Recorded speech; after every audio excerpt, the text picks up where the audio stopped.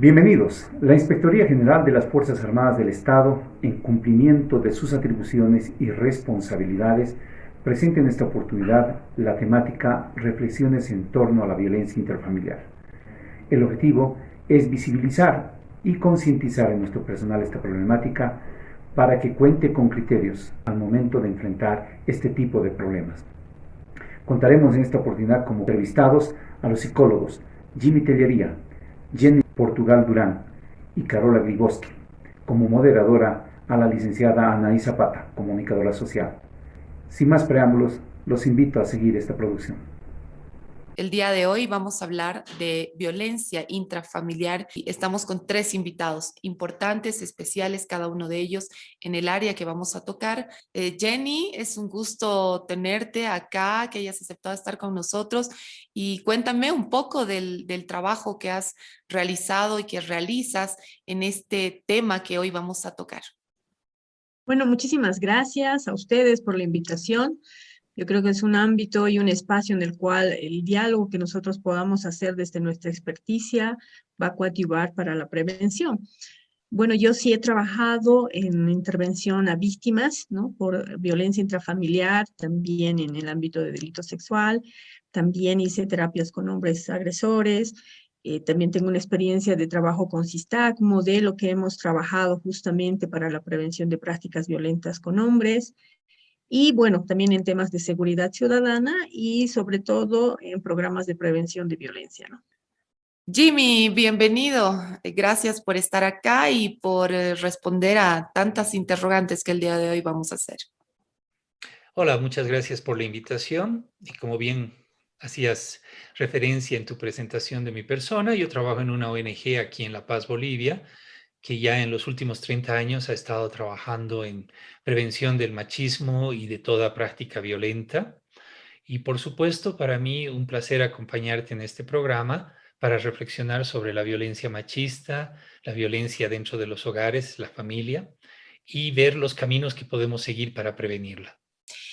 Carola Griboski, licenciada en psicología. Cuéntanos tu experiencia en este tema y en el trabajo que has realizado durante muchos años en las Fuerzas Armadas. Muchas gracias, Anaí, por la invitación y por la coordinación de todo este espacio de reflexión. Bueno, me preguntabas cuál era mi experiencia y tal vez destacar en este momento que tengo más de 27 años de trabajo en las Fuerzas Armadas y por lo menos 20 trabajando en temas de violencia, tanto en investigación como en trabajo con víctimas y con agresores también. Y haciéndome cargo de la dirección de la unidad de género del Comando en Jefe los últimos 5 años, habiendo trabajado previamente desde el Ministerio de Defensa, promoviendo herramientas de trabajo de género, ¿no? En el plan de género del sector defensa y ahora en su aplicación práctica a través de la unidad. Y algo importante que tengo que mencionarles y contarles a todos ustedes es que estamos transmitiendo a través de Radio TV online, Onda Marítima, medio de comunicación flamante que tiene nuestra Armada Boliviana. Quiero mostrarles un video sensible. Los derechos de este video le pertenecen a la Defensoría del Pueblo, quien ha publicado este caso. Quiero que vean el video todos y todas y podamos conversar después acerca de esto. Julián y Janet vivieron 7 años juntos. Julián cursó solo hasta el 4º de primaria. Se dedicaba a la minería mientras que Janet a labores de casa. Fruto de su matrimonio tuvieron 2 hijos, José Julián y Jessica Jimena. La víctima antes de su muerte ya se encontraba en situación de violencia. Janet en 3 oportunidades dejó su hogar producto de las agresiones que sufría. La última fue el 13 de abril de 2012. Retornó nuevamente a convivir con Julián en 2014. Los testigos que asistieron al juicio sostuvieron que era habitual ver a Janet caminar con el ojo amoratado por el centro minero o ver agresiones físicas en plena vía pública. La prohibición de conciliar en casos de violencia contra las mujeres no habría funcionado hasta llegar a la extrema violencia física y sexual con muerte posterior de la embarazada. De acuerdo con los hechos probados, Julián Ramos Oruña, el 1 de marzo de 2014, ejerció violencia física, ocasionando principalmente lesiones contusas en la cabeza, múltiples lesiones en el cuerpo y violencia sexual, causando la muerte de su esposa embarazada, Janet Saravia Rodríguez. Ya. Ahora, si yo lo hubiese planeado, tampoco lo hubiera auxiliado, pues. Lo hubiese aumentado hasta que muera, ¿no ve? Más al contrario, como yo estaba borracho y le he visto que estaba ahí medio agonizando, le tiene que traer al hospital holandés y a medio camino muere. Por ejemplo, el mío no es planeado. De mí es emoción violenta. Por celos es esto.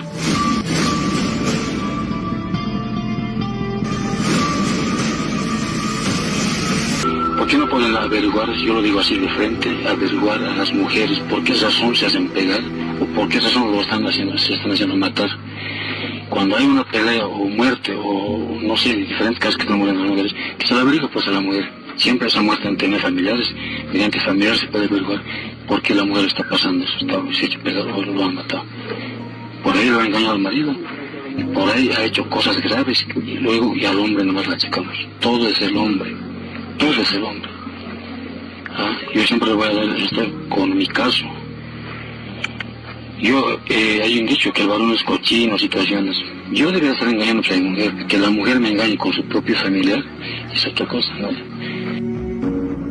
Ya aquí yo le he llamado para su cumpleaños, el 5 de abril es su cumpleaños, él le dijo, felicidades Janet.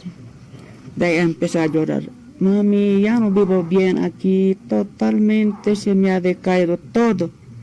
No tengo ni plata, no tengo ni para comprar carne, ni de verdura, nada. Solo tenemos arroz y papa nomás. No hay carne, no hay verduras. Mi papá me hace falta, sí. Vos también me hace falta, sí. Yo dije, ¿qué vamos a hacer? Vente, sí. Mi suegra le avisa, mami, así había estado las llanas. Mi suegra me dice, que se venga, que se venga. Que se preste de alguien pasaje, que se venga al buzón siquiera.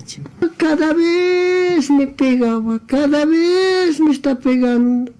A patada de puñete me ha agarrado a mami. Ya no puedo siempre. Dice. Pero tú no vayas, hijita, sí, mamita. Y cuando ya lo habían detenido al hombre, no lo hemos visto en ese momento, ya pasó todo el entierro, hemos ido y han comenzado los juicios. Y ahí el hombre dijo pues, que no iba a hacer nada su suegra, no tiene plata, que no le iban a poder meter adentro. Entonces mi esposo, que en ese momento estaba vivo, él ha empezado a decir, no, aquí lo vamos a meter y lo vamos a meter aunque quedemos sin nada. Y gracias a Dios se ha logrado de un año, más o menos un año se ha hecho la justicia y lo hemos metido a la cárcel. Ninguno de los dos menores recibió apoyo psicológico. El mayor es el que tiene recuerdos más frescos de la violencia que ejerció su padre sobre su madre. Él habría acompañado el traslado de su madre malherida desde Biloco a la ciudad de El Alto con signos de violencia física y sexual, falleciendo en el trayecto antes de llegar al hospital. Luego me fui a mi casa, luego la ambulancia ha venido, mi papá me ha dicho, quédate ahí, me ha dicho, en Biloco, a la Paz me ha ido. ¿Con quién? Con mi papá, la ambulancia. Igual. Muy lastimada. Cuando había visto mi papá se tomaba ella y se denegaba un poquito, se mucho. No más sabía pegar. El 2016, el Tribunal de Sentencia Tercero de la Ciudad del Alto, del Tribunal Departamental de Justicia de La Paz, después de casi 2 años de peregrinaje de la familia de la fallecida, falló, declarando culpable al acusado Julián Ramos Oruña, natural del Centro Minero de Biloco, provincia Loaiza del Departamento de La Paz, autor en la comisión del delito de feminicidio, sancionado por el artículo 252 de la Ley 348, es condenado a sufrir la pena de privación de libertad de 30 años en presidio sin derecho a indulto a cumplir en la penitenciaría de San Pedro de Chonchocoro, pena que fenece el 9 de abril de 2045. Son los diputados los que han sacado esto. Lo han narrado y él, sin saber bien, y supuestamente el presidente lo ha aceptado esto, ha sonado la mesa así como que ya se aprueba, pero sin saber que cuántas mujeres están matando ahorita. Supuestamente él para hacer bien, para defender a las mujeres, pero no es así. A lo contrario, más mujeres están muriendo. Antes que la palabra femenina no existía, no había tanta muerte así. Ahora están muriendo más mujeres. ¿Por qué? La mujer dice, tengo ley, a ver si me tocas. Me tocas, tú te vas a la cárcel. Como dicen, a la mujer se respeta sea lo que sea. ¿Dónde está eso? ¿Por qué eso? O sea, la mujer va a ser puta, que va a engañar con quien sea, con sus primos. ¿Ah?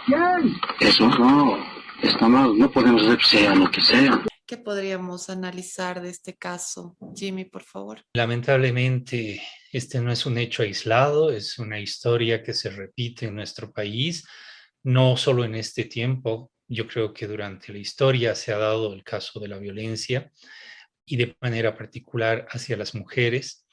Es hoy que lo vemos más porque de alguna manera los medios de comunicación lo visibilizan, las denuncias se están dando, pero lamentablemente todavía nos falta mucho por hacer para prevenir esta situación. Muchos de los que miren este programa seguramente dirán, eso a mí no me va a pasar. Y yo te puedo garantizar, Anaí, que a cualquiera de nosotros le puede pasar. Yo he tenido la vivencia de una colega de trabajo que hace 2 años y medio, 3 años y medio atrás, fue víctima de un feminicidio. Era una profesional, una mujer académica, una mujer con recursos económicos, con formación, con posibilidades de denunciar y que lamentablemente atraviesa esta situación. Entonces, obviamente yo diría, si a esta colega le pudo pasar, por supuesto que le puede pasar a cualquier mujer. Y es ahí donde nosotros como hombres, nosotros como sociedad, tenemos que tener una posición crítica de denuncia del tema de la violencia machista y de manera particular no quedarnos callados. Nuestro silencio nos hace cómplices. ¿No? Como decía Jimmy, este tipo de casos se ve todos los días y a veces cuando uno vive violencia empieza a naturalizarlo, ¿no? Si escuchamos, por ejemplo, la noticia decía que antes ya había violencia, ya había denuncia, ya había algo que estaba diciendo, me están golpeando. Pero muchas veces nosotros podemos obviar eso. Y su entorno también lo sabía. Entonces también debemos ver que la violencia es un proceso. No solamente es la relación que puede existir entre el hombre y la mujer como pareja, y que también los hijos puedan observar el hecho violento, sino que también alrededor hay familiares, amigos, quienes conocen el hecho violento, ¿no? Quienes saben qué es lo que está pasando. Pero muchas veces, a veces uno deja y dice, pero es que es la pareja quien debe decidir. Pero hay casos realmente donde uno sí debe hacer la denuncia porque esa mujer puede correr el riesgo de ser asesinada, ¿no? ¿Cómo empieza esta transformación de la relación? La violencia debemos verla como un proceso, ¿no? Es decir, que muchas veces puede estar invisibilizada. A veces pensamos que la violencia se inicia cuando te golpea, ¿no? Pero a veces puedes vivir una situación, una relación violenta sin que te golpee. Puede haber violencia psicológica, violencia económica, donde te insulta, donde te desvaloriza, donde te compara, donde empieza a dañar tu propia imagen, ¿no? Hay hombres que te pueden decir qué fea que estás, qué gorda que estás, qué vieja que estás, te empieza a comparar, te empieza a desvalorizar, empieza a ser indiferente contigo, ¿no? En el sentido de que si te pasa algo, no le interesa. Y si te golpea y la persona está en una situación de violencia, disminuye o justifica el hombre, ¿no? Decir, es que ella no me hace caso, es que ella se va con sus familiares. Entonces el ciclo empieza por ahí. Los celos, ¿no? Una de las causantes podría ser los celos, ¿no? Que empieza a controlarte, ¿no? Que empieza a preguntarte dónde estás yendo, que por qué te pones eso, que últimamente estás cambiando. Entonces empieza ahora, por ejemplo, con la tecnología, es mandar tu ubicación, ¿no? Hazme una videollamada. Entonces, eso yo creo empieza a la relación. Entonces, el ciclo empieza desde ese momento, con pequeñas cosas, donde se genera el ciclo de violencia, ya puede ser físico, psicológico, y después viene el arrepentimiento. Y le dice, nunca más va a volver a pasar. Y en ese momento te puede comprar miles de cosas, ¿no? Te puede prometer miles de situaciones, que vamos a casarnos, que vamos a tener hijos, que entremos a una religión, o que viajemos, pero eso es muy momentáneo. Va a pasar ese momento, va a pasar días, semanas, meses, probablemente horas, y va a volver el ciclo, y va a volver a hacer lo mismo. Entonces la mujer empieza a entrar en confusión porque dice, pero la persona que yo quiero me está agrediendo, pero después cambia y me dice que me quiere, me dice que me ama. Entonces entra en confusión y dice, bueno, sí. O piensa ella que va a cambiar, porque él le dice, ¿no? Voy a cambiar. Es que tú me haces renegar, es que tú no me haces caso. Entonces ella dice, va a cambiar. O en algún caso, ella misma puede pensar que algo está haciendo ella mal. Y dice, es que también es mi culpa, ¿no? Yo también no estoy haciendo bien las cosas. En el momento que se genera violencia, es tomar una decisión. No es esperar, no es decir, va a cambiar. Bien, como bien decía Jenny, la violencia no tiene que ver con la relación de formalidad de la relación, ¿no? En este sentido de si es casado o no es casado. Es un tipo de vínculo que se establece entre dos personas y cómo el poder se juega en esta relación.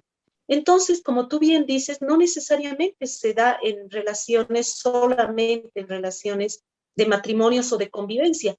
Se dice que muchas de las relaciones de violencia intrafamiliar se han iniciado como noviazgos violentos, donde a partir del inicio de la relación ya se empiezan a ver estos patrones de control, de invadir el espacio del otro, el espacio psicológico, el espacio emocional. No salgas con tus amigas, ¿por qué tienes que salir con tus primas o con tus primos? Tengo que ir a una reunión familiar, no, pero quédate conmigo, yo te voy a llevar a comer. Son estos mecanismos que empiezan a veces de una forma muy sutil y que van marcando una modalidad de relación. Entonces, no necesariamente tiene que ver con que sean o no una pareja estable. Los noviazgos pueden ser fuertemente violentos. ¿Por qué es tan importante hablar de esto? Entrar en el tema de prevención, de que la gente que tal vez esté pasando por esta situación, ya sea de un lado o del otro, pueda concientizarse, tal vez cambiar. ¿Por qué? ¿Por qué, Jimmy?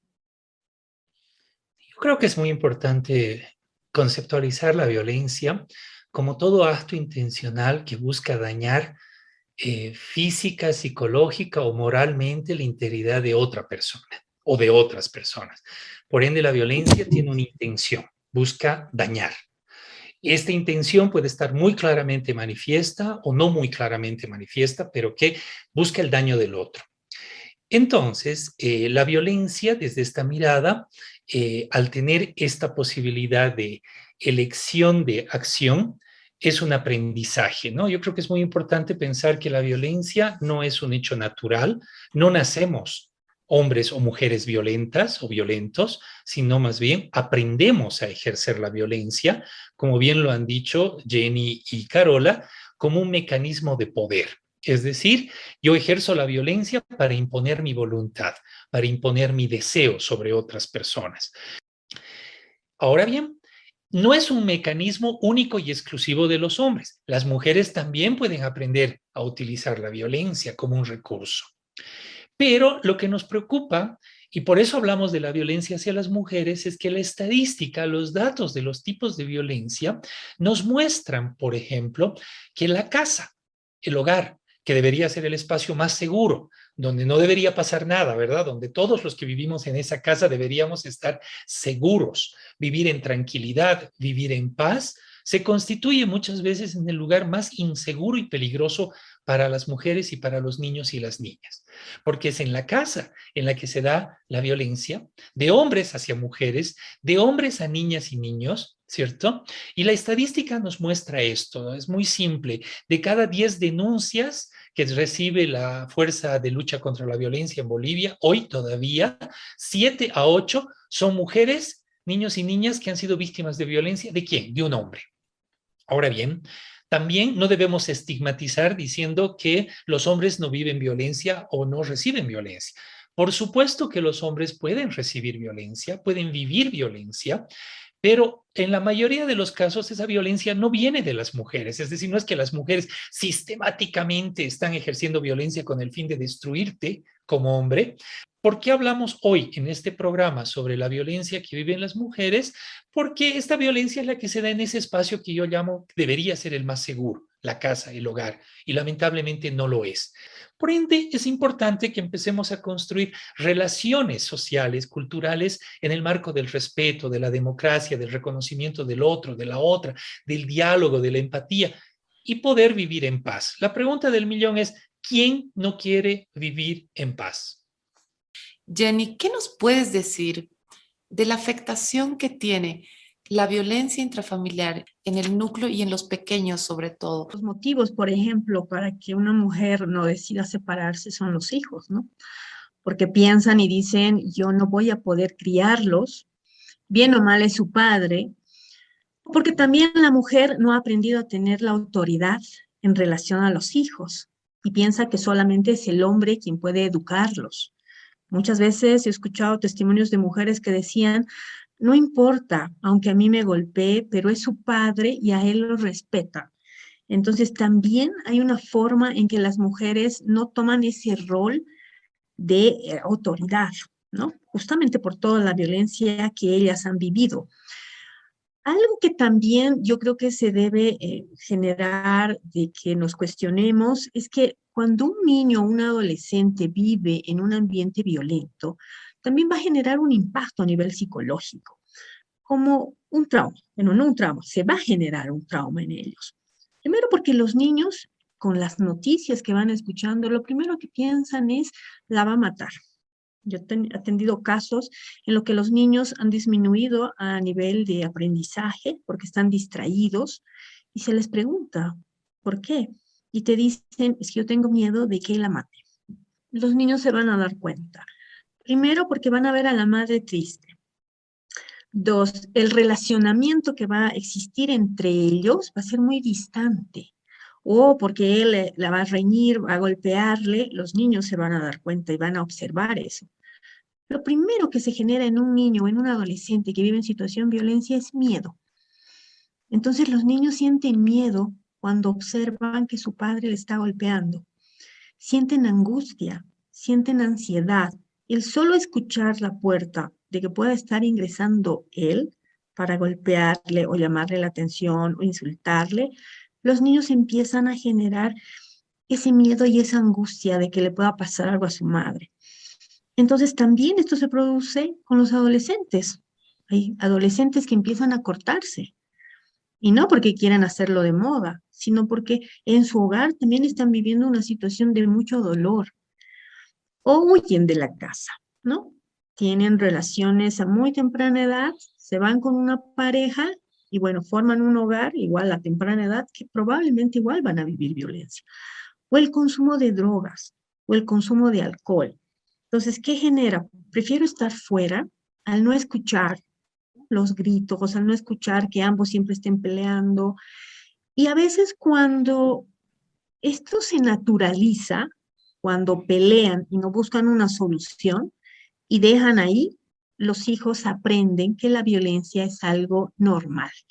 Se normaliza.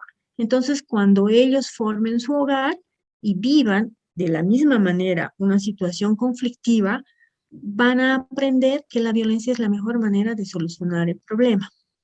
Y si son niñas, van a aprender que la violencia es parte de una relación de pareja y que es normal que te golpeen, es normal que te insulten, porque ha aprendido dentro de su entorno más cercano ese tipo de aprendizaje.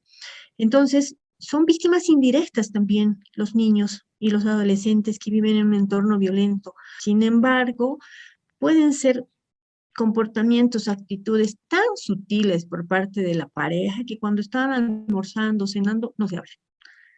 Ese solo hecho y que sea frecuente ya genera una sospecha, ¿no? En los niños y empieza, la relación no es la misma.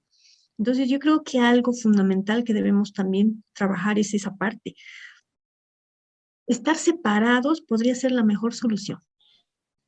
También afecta a los animales, porque empieza a agredirlos y empiezan a naturalizar y los niños también empiezan a agredir a los animales. Entonces yo creo algo que también debemos tomar en cuenta y verlo como un factor de riesgo es que si en tu entorno hay animales y el hombre agrede a los animales o los mata, es algo que es un indicador de mucho riesgo, porque ese hombre te está dando un mensaje, que si tú denuncias o haces algo en contra de él, te va a pasar lo mismo. Carola, ¿cuál es la importancia de que una víctima cuente con una red de apoyo? En el caso que hemos analizado para iniciar este diálogo, se ve muy claramente la importancia de una red de apoyo, porque esta chica llamaba a su mamá y le contaba que estaba viviendo una situación de violencia, pero estaba lejos. La abuelita le decía que se vaya, que vuelva, pero no tenía plata. Entonces es como que se van articulando una serie de factores que se van sumando para que esta mujer se sienta en situación absoluta de indefensión y de vulnerabilidad.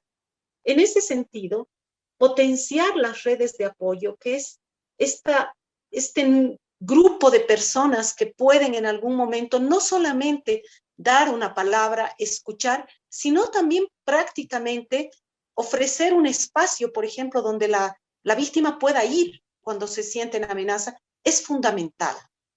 Porque gran parte del proceso para el ejercicio de la violencia es aislarla.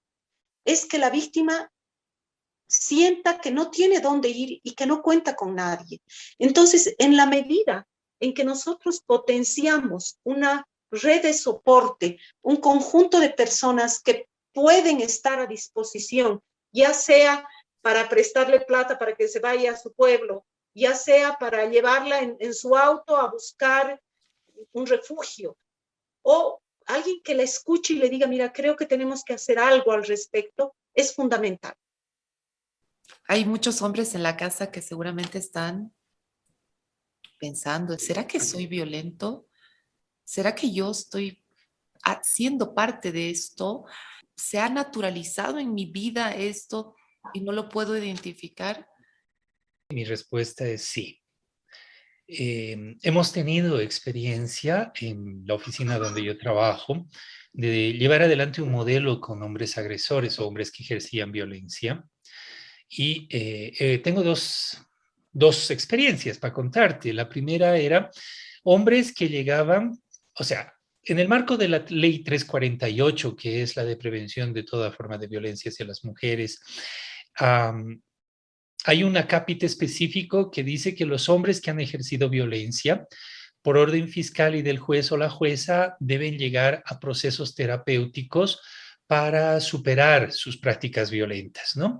Entonces, este proceso que se llama rehabilitación de agresores implica que muchos hombres lleguen a terapia psicológica, a grupos de apoyo para trabajar su violencia, ¿no? Y cambiarla. Y entonces hicimos dos experiencias, te decía, uno para agresores que llegaban con orden fiscal y otra que fue abierta al público donde convocábamos a los hombres que sentían que estaban ejerciendo violencia, que llegaran a los talleres o a las sesiones, ¿no? Pues justamente, mira, los hombres que llegaban por voluntad, es decir, estos que identificaron que en su vida habían o estaban ejerciendo violencia o que la violencia les estaba generando algún costo para su vida, su relacionamiento con la pareja, con los hijos, etcétera, llegaban como muy predispuestos, ¿no? A trabajar y reflexionar el tema. Obviamente, hay una cosa que es básica, ¿no? Cualquier cambio personal tiene que partir por uno, es decir, tú tienes que desear el cambio. Y para tú desear ese cambio tienes que sentir que hay algo que está mal, algo que no funciona, ¿cierto? Y entonces estos hombres que llegaban por voluntad propia, llegaban con una voluntad mucho más amplia de transformar, de reflexionar, ¿no?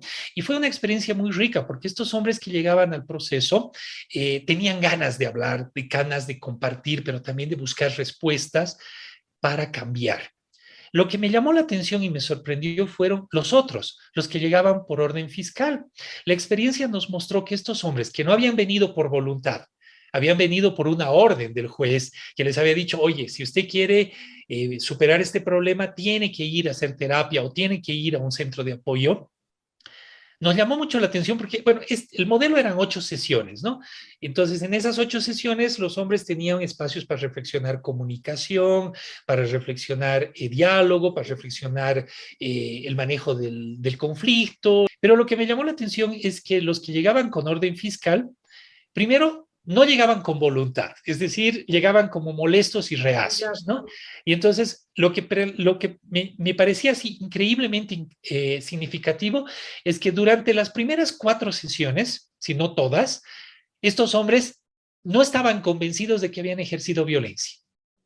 Más bien, ellos sentían que eran víctimas de violencia, porque ¿cómo se le había ocurrido a la jueza o al juez o al fiscal o a la fiscal mandarlos al psicólogo? ¿Acaso estaban locos? Además, ellos sentían que ellos eran la víctima de la violencia porque los estaban obligando a ir a un lugar en el cual ellos creían no tenían que estar. Entonces, 4 sesiones, si no todas, se perdían trabajando eso, que ellos acepten y reconozcan que habían ejercido violencia. O sea, te das cuenta que aquí hay una realidad. Hay muchos hombres que ejercen violencia, que no se dan cuenta o no quieren darse cuenta que están ejerciendo violencia, ¿cierto? Y que para ellos es parte de su forma de ser hombres. Este modelo machista perverso que les ha dicho que los hombres golpean, que los hombres imponen, que los hombres tienen privilegio, que los hombres son dueños de las vidas y los cuerpos de sus parejas e hijos e hijas. Pero hay algo que yo te voy a decir, Anaí, que puede resultar muy duro para quienes nos estén escuchando y viendo. Yo sí creo que los hombres que ejercen violencia tienen que ser penalizados, recibir una pena legal porque han hecho un acto violento, han cometido un delito y el delito no se transa, el delito no se negocia, el delito se penaliza. Y entonces sí o sí deben cumplir una pena, un castigo social. Por supuesto, si en ese proceso ellos quieren y buscan apoyo para cambiar, me parece que sí es pertinente que el Estado, la sociedad, les brinde ese apoyo. Yo no creo que los hombres que no quieren cambiar, cambien. Entonces te darás cuenta que ahí hay que ser muy claros. La violencia no se negocia.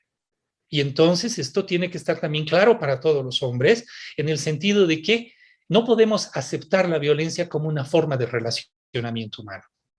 ¿Qué debe hacer la mujer cuando el hombre llega con consumo de sustancias? Muchas veces eso genera una molestia en la mujer y puede provocar una pelea. O puede que él llegue agresivo y provoque una pelea. Y queremos saber cómo debe actuar la mujer. Primero, recalcar que cada caso es particular. Puede ser que el hombre llegue, en un ejemplo, ¿no ve? En estado de ebriedad y solito vaya a su cuarto y se duerma y no pasa nada. Puede ser otro caso que haga lo mismo, llegue, pero que vaya y la agreda. Y no físicamente, sino sexualmente. Entonces hay 2 grupos, es decir, 2 ejemplos donde se tiene que evaluar el riesgo. Es decir, si vemos en el segundo caso de que el hombre llega en ese estado y existe mayor probabilidad de que él en estado de ebriedad ejerza mayor violencia, ahí, por ejemplo, nosotros cuando trabajaba en otra institución, enseñábamos a las mujeres a identificar estas situaciones donde ella se percibía, por ejemplo, si el hombre llegaba en estado de ebriedad, ella agarraba sus cosas y salía de su casa. Ya tenía dinero en algún lugar, sus documentos, y preparaba a sus hijos para irse. En estos casos, en algún familiar o en algún albergue. Pero enseñábamos a las mujeres para que pueda identificar estos momentos de riesgo y pueda huir. Porque sabemos que en ese momento la alta probabilidad de que la pueda agredir físicamente y que pueda generarse un hecho violento mucho más extremo era muy alto. ¿Cuál es la salida? ¿Hay salida a esto? Hay mucha gente que piensa que no, yo no voy a salir de esto, me tengo que resignar. Antes que suceda, podemos identificar riesgo en una pareja, un hombre, una mujer, puede identificar que probablemente puede vivir violencia. Si soy, por ejemplo, una persona impulsiva, soy una persona celosa y voy a tener una pareja, la probabilidad de que yo sea celosa con esa persona y que pueda ejercer violencia va a ser muy alta. Entonces ahí yo buscaré un apoyo, buscaré ayuda psicológica para hacer un análisis de ver qué está pasándome. Es algo que muchas veces las personas no hacemos, no nos cuestionamos, no decimos por qué soy así y a veces nos quedamos en el yo soy así y el que me quiere me acepta, tal como yo soy, hombres y mujeres. Pero al hacer eso podemos minimizar que probablemente podemos ser víctimas o podemos ser agresores. Este trabajo implica dos grandes dimensiones. Una dimensión en la que nosotros, cada uno de nosotros, tiene que ver qué es lo personal, qué es lo subjetivo, es decir, es lo que me toca a mí como hombre, como Jimmy Tellería, a ti como Anaí, cuestionar, plantear, cambiar. Ese es el espacio personal. Pero también es muy importante el espacio de lo político, el espacio de lo social, de lo cultural, y por ende ahí necesitamos marcos normativos muy claros, el cumplimiento de esos marcos normativos, porque de nada nos sirve una ley bonita si la policía, si el fiscal, si el juez no la cumplen y si la sociedad no se apropia de esa ley también. Y por supuesto, cero tolerancia a la violencia. Yo quiero agradecerles a Jenny, a Carola, a Jimmy, a toda la audiencia por haber compartido un video más y será hasta la próxima. Gracias. Concluye así el tema Reflexiones en torno a la violencia intrafamiliar. Al inicio del mismo presenciamos un documental sobre violencia con consecuencias lamentables.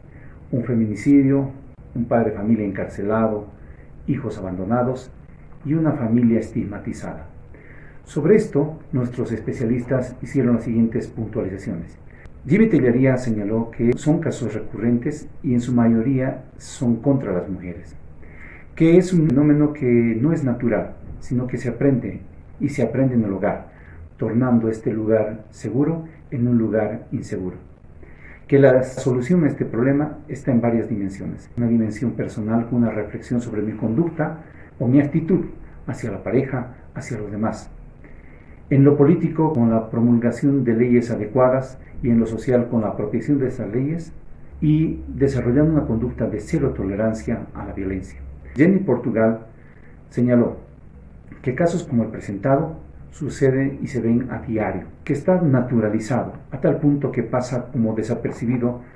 Señaló que hay que estar alertas a las señales que puedan darse para no ser ni víctimas ni agresores, que el alcohol puede ser un factor predominante o no. Sin embargo, siempre será un factor que pueda profundizar las consecuencias lamentables de la violencia.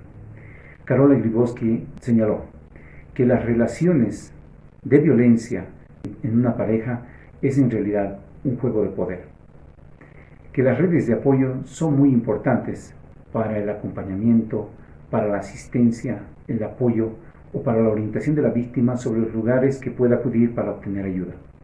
Y por último, señaló que la violencia intrafamiliar puede iniciar desde temprano, en los noviazgos, cuando se manifiestan mecanismos de control o la intromisión sobre la vida social de la pareja. En conclusión, la violencia intrafamiliar puede ser ejercida tanto por el hombre como por la mujer, constituyéndose en un problema que trae consecuencias siempre negativas. Es necesario tomar conciencia de esta problemática para evitarla, detenerla o que no quede impune, que es responsabilidad de todos luchar contra este problema, ya sea tomando conciencia sobre la actitud de uno mismo, haciendo que otros tomen conciencia, orientando al personal dependiente sobre lo pernicioso de esta práctica que trae consecuencias negativas en la vida personal, profesional o familiar. Agradecemos a los licenciados Jimmy Tellería, Luz Portugal Durán y Carola Grybowski por sus brillantes intervenciones. Un agradecimiento especial a la licenciada Anaí Zapata por conducir este evento y a la radio TV Online Onda Marítima por su apoyo desinteresado. Muchas gracias.